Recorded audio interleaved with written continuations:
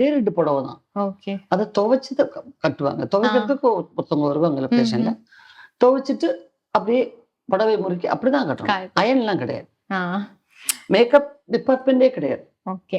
But அப்ப எனக்கு அது யூஸ்டு. நான் மேக்கப்பே போடுறதில்ல. அப்பவும் இப்பவும் ரொம்ப அதிகமா போடுறது எனக்கு செட் ஆகும். எனக்கு பிடிக்கல. நான் வேற யாரோவும் மாறி இருக்கேன். தியாகு சார் சரி, பிரசாந்த் சரி. பிரசாந்துக்கும் ஜோடியா நான் ஆக்ட் பண்ணிட்டேன்.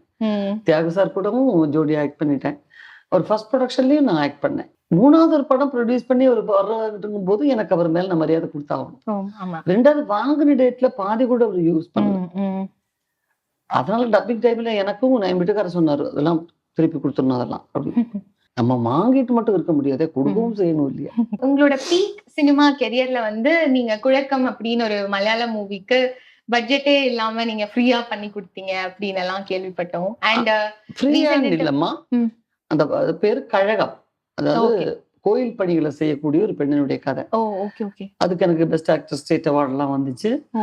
அந்த அப்போ அந்த படத்துடைய டைரக்டர் என்ன வந்து நான் நிறைய படங்கள் பண்ணிட்டு இருக்கேன் நேரம் வந்து வீட்டுக்கு வந்து கதையெல்லாம் சொன்னாரு. அதுக்கு முன்னாடி 1 வருஷத்துலேயே எங்க அம்மாவை ஃபோன் பண்ணி, அப்ப லேண்ட் ஃபோன் தானே இருந்துச்சு. அம்மா அவங்கள பார்த்து பேசணும், அவங்கள பார்த்து பேசணும். அப்ப நான் மெட்ராஸ்ல ஷூட்டிங் போகும் அம்மா சொன்னாங்க, நீங்க வாங்க சுகுமாரன், இங்கதான் இருக்கா அப்படின்னு. வந்தாச்சு. ஷூட்டிங் போறதுக்கு முன்னாடி ஒரு உட்காந்து கதை சொன்னார். கதையெல்லாம் ரொம்ப பிடிச்சி போயிடுச்சு எனக்கு. பட்ஜெட் சொல்லும் போது மேனேஜர்ஸ் எல்லாம், ஐயோ எனக்கு சினிமாவே தெரியாது போல இருக்கு, 25,000 rupees கொடுக்குறேம்மா, அவ்வளவுதான் எனக்கு பேமெண்ட் கொடுக்க முடியும். நிறைய சினிமா சாப்பாடெல்லாம் நிறைய வச்சுக்கிட்டேன்னா என்னால கொடுக்க முடியாது.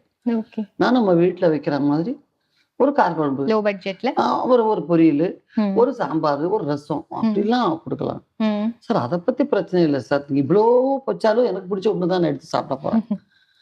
மத்த விஷயம் நீங்க பேசிக்கங்க சார்னு போயிட்டேன். அதோட முடிஞ்சு போச்சு. ஆஸ் யூஷுவல் யாரையும் மூன் பண்ணக்கூடாதுன்னு எங்க அம்மாவும் யோசிச்சுட்டு டேட் பார்த்துட்டு சொல்றேன் சுமார நம்ம அனுப்பிச்சிட்டாங்க. இவரு அவ்வளவுதான் போயிட்டாரு. ரொம்ப நாள் கழிச்சு ஒரு கேமராமேன் என்கிட்ட சொல்றாரு, ஏன் ஒரு நீங்க அந்த படம் பண்ணல, அவர் அந்த படமே எடுக்கவே இல்லை அப்படின்னு. நான் சொன்னேன், அதுக்கு நான் என்ன பண்றது? அப்படி சொல்லக்கூடாது ஒரு விஷயம். நான் அவரெல்லாம் நார்மல் ஃபிலிம் அந்த ஆளுங்க கிடையாது. அது ஒரு நல்ல ஒரு கதை, அவர் மனசுல இருக்கிறது அங்க அப்படியே போயிடும். அதனால ஒரு படம் நீங்க காம்ப்ரமைஸ் பண்ணி பண்ணக்கூடாது. டேட் இல்ல சார், அதெல்லாம் சொல்லக்கூடாது. ஒரு நம்பரை கொடுத்துட்டு ஃபோன் பண்ண சொன்னார். நான் அந்த ஹோட்டல்ல இருந்தே நான் ஃபோன் பண்ணேன், சார் நீங்க அந்த படம் பண்ணீங்களா? இல்ல பண்ணல. சரி ஏன் சார் படம் பண்ணல, இவ்வளவு ஆர்டிஸ்ட் இருக்காங்க. அப்படி இல்லை, நம்ம உங்களை நினைச்சு எழுதிட்டேன், மாத்த மாட்டேன். மட்டும் சார் அப்படி பண்ணாதீங்க சார், நிறைய பேர் இருக்காங்க சார், நானே சொல்றேன் சில பேர். இவங்களெல்லாம் எனக்கும் தெரியும், நீங்க எனக்கு சொல்ல வேண்டாம். சரிங்க சார், அப்ப எப்ப பண்றீங்க படம்? சார் தெரியல சார், நான் கேட்டு சொல்றேன் சார். கேட்டு சொல்லுங்க, நான் வெயிட் பண்றேன். திருப்பி ஒரு 3 months முடிஞ்சு போச்சு. திருப்பியும் பார்த்தா எங்கிருந்தும் இன்னொருத்தர் வந்து சொல்றாரு, ஏன் சுகுமாரன் நாயர் படம் நீங்க பண்ணல? அச்சோ இது என்னடா வம்பா போச்சு, எங்க இருந்து தூதுகளை அனுப்பி கேட்கிறாரு. அப்புறம் எங்க அம்மா சொன்னாங்க, பண்ண அந்த படம். பட் ரொம்ப சிறந்த படமாச்சு. பட் ஹோல் ஹார்ட்டட்லி அதை நீங்க பண்ணி கொடுத்திருக்கீங்க. அது ரொம்ப பெரிய ஒரு விஷயம்.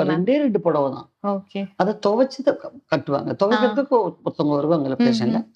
துவைச்சிட்டு அப்படியே புடவை முறுக்கி அப்படிதான் கட்டணும். அயன்லாம் கிடையாது. மேக்கப் டிபார்ட்மெண்டே கிடையாது. ஓகே. பட் அப்ப எனக்கு அது யூஸ்டு. நான் மேக்கப்பே போடுறதில்ல. அப்பவும் இப்பவும் ரொம்ப அதிகமா போடுறது எனக்கு செட் ஆகும். எனக்கு பிடிக்கல. நான் வேற யாரோவும் மாறி இருக்கேன்.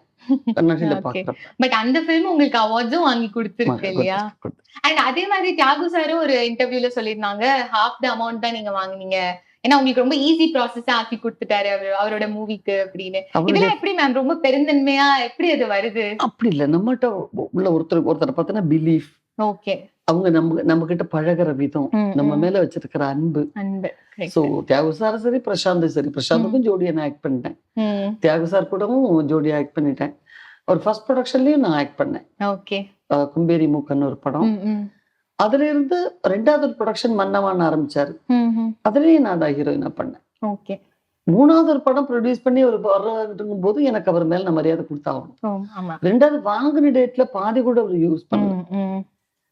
அதனால டப்பிங் டைம்ல எனக்கும் என் வீட்டுக்காரர் சொன்னாரு, அதெல்லாம் திருப்பி கொடுத்துடணும் அதெல்லாம் அப்படின்னு. அவர் வாங்க மாட்டேன்டாரு. எதுக்கு? அதெல்லாம் கிடையாது. ஒரு அடுத்த படத்துல அட்வான்ஸா கூட நம்ம இது பண்ணிக்கலாம். சார் இல்ல சார் வச்சுக்கோங்க சார் ரொம்ப சந்தோஷப்பட்டாரு. ஸ்டில் அது ட்ரூலி இன்ஸ்பைரிங் மேம். பிகாஸ் இல்லை நம்ம வாங்கிட்டு மட்டும் இருக்க முடியாதே, கொடுக்கவும் செய்யணும் இல்லையா? Correct correct.